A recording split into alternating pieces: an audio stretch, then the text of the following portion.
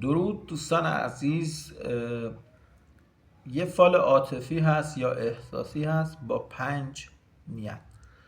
یعنی شما میتونی شماره 1 تا 5 رو تو ذهنت نیت کنی. خب دوستانی که شماره 1 رو نیت کردن، در فال عاطفی شما تک نیت عاطفی شما اینجوره که مثل سابق این دوری یا این کدورت از بین میره و توی وعده 4 آمدنش رو داری جشن میگیری، همراه با یه اشانتیون یا یه چیزی که حال سرخوش میکنن تو رو. توی فال یه نشونه یک شراب بود یا حالا یه چیزی که تو رو خوشحال میکنه. عزیزی که شماره 2 رو انتخاب کردی، در این فال عاطفی میگه که تو باید یه خورده مثلا حرف گوش کنتر باشی، یه خورده باید کوتاه بیایی و انگار که شما قصد سرکشی داری و داری ایرادگیری میکنی، داری فاصله میگیری، داری دردسر درست میگه توی دوست داشتن طرف مقابلت.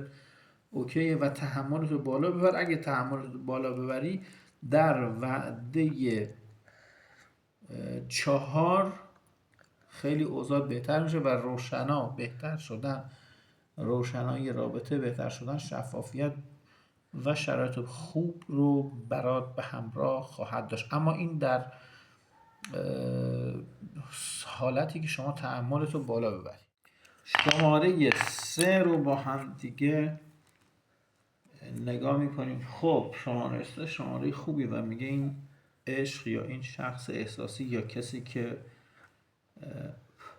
این شماره رو انتخاب کرده، باقی موندن توی رابطه، طولانی بودن، رفتن به سمت مسیری که خیلی طولانی میشه یا حتی به ازدواج ختم بشود و طرف مقابل داره خیلی از تعریف میکنه و این مردی است که تسلیم شما شده یا کیس عاطفی هست که تسلیم شما شده در این فال و میگه که آمدن، رسیدن، کامل شدن در 3 وعده و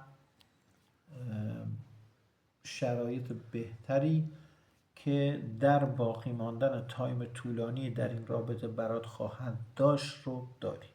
تمام. شماره 4 رو میخوام ببینم و منتظرم خودم رو ببینم.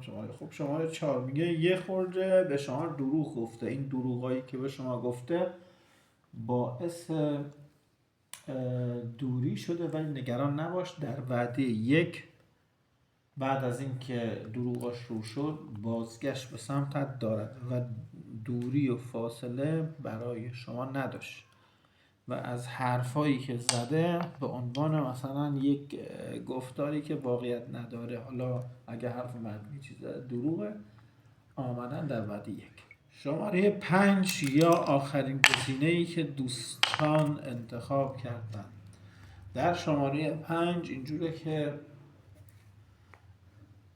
کیس احساسی اخمو و خیلی به قول معروف بد اخلاق، حرفتو نمیشنود. شما اگه بخواید الان بهش پیام بدی برای بازگشت یا آمدن یا بهتر شدن، متاسفانه این اصلا گوش شنوا نداره و درکش از شما ضعیف.